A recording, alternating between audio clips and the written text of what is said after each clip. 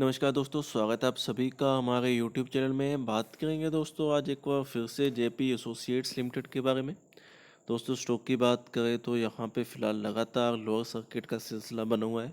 आज की भी बात करें तो आप देखेंगे कि लोअर सर्किट के साथ ही शुरुआत हुई थी और क्लोजिंग भी लोअर सर्किट के साथ ही हुई है। तो लगातार यहाँ पे देखिए आपको गिरावट ही देखने को मिल रही है। कहीं ना कहीं देखिए खबर भी निकल के आ रही है कि कंपनी दिवालिया होने वाली है। तो देखिए अगर ऐसा होता है तो फिर तो यहाँ पे काफ़ी बड़ा नुकसान है। तो आज थोड़ा सा वही हम जो है डिस्कस करेंगे कि इसमें कितना सच है या फिर कितना झूठ है। और यहाँ पे क्या चीज़ है कि मेनली यहाँ पे जो हमारे कुछ ऐसे इन्वेस्टर्स हैं जिन्होंने इस पे इन्वेस्ट तो कर लिया, ये सोच के कि यहाँ पे आपको रिटर्न्स काफ़ी अच्छे देखने को मिलेंगे। बट यहाँ पे हुआ क्या है कि लगातार गिरावट देखने को मिली है और वो लगातार यहाँ पे लॉस में है। तो सबसे बड़ा जो मेजर इस समय क्वेश्चन मार्क है वो उनके लिए कि यहाँ से अब करना क्या चाहिए। क्या यहाँ पे इंतजार करना चाहिए, क्या यहाँ पे स्टॉक बाउंस बैक कर सकता है, या फिर यहाँ पे हमें जो है उसको सेल आउट करके अपना जो है जितना भी लॉस है उसको जो है वहीं पे स्टॉप कर देना चाहिए, ताकि अगर स्टॉक और ज़्यादा को यहाँ पे इससे ज़्यादा नुकसान ना हो। तो उसी को आज मेजर डिस्कस करेंगे। सबसे पहले एक नज़र डाल लेते हैं कंपनी के प्राइस एक्शन के बारे में। तो पिछले 5 दिन में देखिए यहाँ पे एक न्यूट्रल सी परफॉर्मेंस स्टॉक से देखने को मिली है, कुछ ज़्यादा चेंजेस नहीं है। बट अगर आप लास्ट 1 मंथ की बात करें तो वहाँ पे आपको डेफिनेटली 18 to 20% की गिरावट देखने को मिली है। और अगर आप लास्ट 6 मंथ की बात करें तो काफ़ी बड़ी गिरावट हुई है। लास्ट 6 मंथ में लगभग आपके पास 66 to 67% की गिरावट देखने को मिली है और वहीं पिछले 1 साल में आपके पास 47% की गिरावट है। तो देखिए गिरावट यहाँ पे काफ़ी ज़्यादा हो चुकी है, लंबे टाइम से गिरावट देखने को मिल रही है। इससे पहले भी काफ़ी न्यूज़ निकल के आ रही थी कि कंपनी के एसिड्स के बारे में, हर एक चीज़ के बारे में। लेकिन कहीं ना कहीं उसके बाद भी अगर यहाँ पे मैं फ़िलहाल की बात करूँ तो देखिए कंपनी की तरफ से काफ़ी मीटिंग्स रखी जा रही हैं। लास्ट आपके पास फ्राइडे को भी एक मीटिंग हुई थी जिसमें कहीं ना कहीं कंपनी ने हल्के फुल्के संकेत आपको डेफिनेटली दे दिए थे कि कंपनी नो डाउट दिवालिया हो सकती है। अभी 100% श्योर तो नहीं है, बट वहाँ पे कहीं ना कहीं उस चीज़ के ऊपर क्वेश्चन मार्क लग चुके हैं यहाँ पे। तो अगर ऐसा होता है तो काफ़ी बड़ा नुकसान हो सकता है।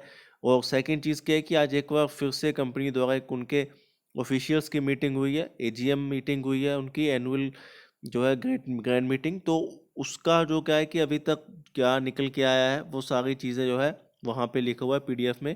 मैं कोशिश करता हूँ आपको वो पीडीएफ ही यहाँ पे शो करने की।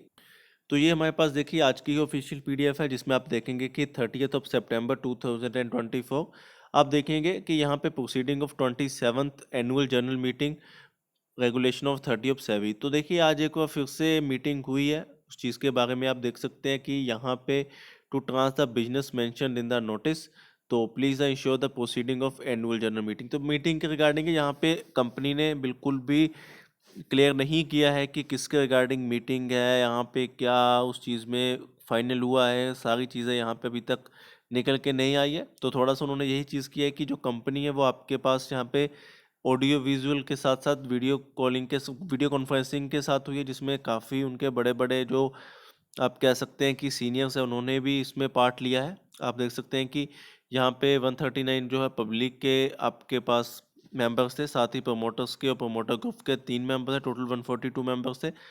और इसमें कुछ ऐसे हमारे चुनिंदा नेम है जो आप यहाँ पे देख सकते हैं कि जो इसमें शामिल हुए थे। तो यहाँ पे बेसिकली कंपनी ने किया क्या है कि सारी चीज़ें यहाँ पे आपको बता दी कि क्या होने वाला है, कैसा है। The chairman inform the member that the corporate insolvencies respect to the company NCLT order 3 June and the requester Shri Bhuvan madam RP to address the members. तो वही यहाँ पे वो चीज़ नहीं बताई गई है जिसके बारे में बेसिकली जो पीडीएफ है बननी चाहिए। यहाँ पे केवल जो मेंबर्स हैं, किसने ज्वाइन किया किसने ज्वाइन नहीं किया है, इन सारी चीज़ों के बारे में बताया गया है। और जो मेन चीज़ है उसके बारे में उन्होंने क्या कहा है वो आप यहाँ पे देख सकते हैं। It was also announced that the required statutory and other records, including the auditor's report, secretarial secretarial auditor report, were made available for inspection. All documents referred in the notice and the accompanying statement as the statutory registered maintained under the Company Act 23 as well as annual report and annual account of the subsidiary companies whose annual report has been consulted with the company was open for inspection at the registration operate and the company on all working days expected Sunday and the holiday between up to the annual grand meeting who sought to inspect such documents were document to send an email। तो वही है कि जो सारी चीज़ें हुई उन्होंने कहा है कि वो फिलहाल अभी एक्सपेक्टेशंस में है, सॉरी एक्सपेक्टेशंस में तो नहीं, बट उन्होंने जो कहा है इंस्पेक्टेशन में है।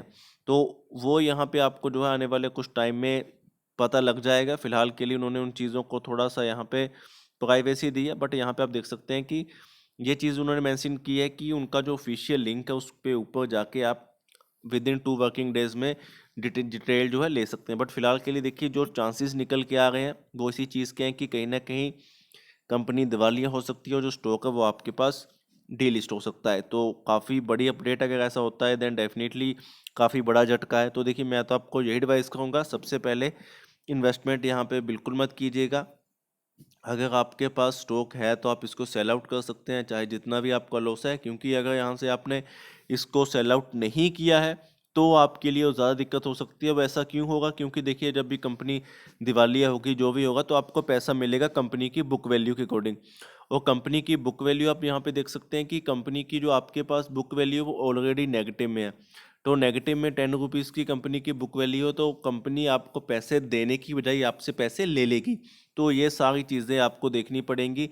तो ये सारी चीज़ें आपको आने वाले टाइम में डेफिनेटली यहाँ पे बहुत ज़्यादा काम में आने वाली है। आप देख सकते हैं कि लास्ट क्वार्टर वन में कंपनी का लॉस कितना ज़्यादा इंक्रीज हुआ था, 1000 करोड़ का कंपनी ने लॉस शो किया था। तो देखिए सारी चीज़ें यहाँ पे कंपनी के अगेंस्ट है। मैं तो आपको बिल्कुल यहाँ पे एडवाइस नहीं करूँगा इन्वेस्टमेंट की। फ़िलहाल तो यही चीज़ है कि आप जिस भी सिचुएशन में यहाँ से केवल बाहर निकलिए, यहाँ पे बिल्कुल भी होल्ड करने का भी यहाँ पे रिस्क मत लीजिए। बाकी फिर भी आप एक बार खुद एनालिसिस कर लें। अगर फिर भी आपकी कोई क्वेरी है देन आप कमेंट कर सकते हैं।